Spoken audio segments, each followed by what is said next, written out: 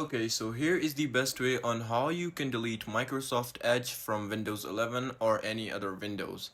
So it's very easy and simple on how you can delete Microsoft Edge permanently. So make sure you watch this tutorial till the end to exactly know what to do.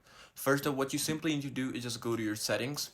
And once you're inside your settings, what you need to do is just simply type in default apps, and you need to make sure that your web browser is selected to Google Chrome, and make sure that Google Chrome or any other web browser has been downloaded.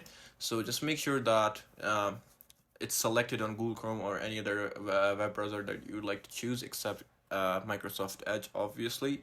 So once this is done, what you can do is just go to your web browser and simply type in wisecleaner.com, or simply just type in wise uninstaller, just like that, and it will bring it up. So now what you have to do is simply press on free download, and it'll download, and after download you just need to install. So I already have it downloaded, so you just gotta press and open it up like this, and it will show you this.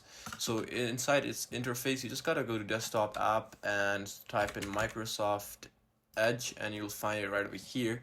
So what you're gonna do is just simply press on force uninstall, and yeah, just simply press yes, and now it's just gonna force uninstall all the Microsoft apps that you're choosing.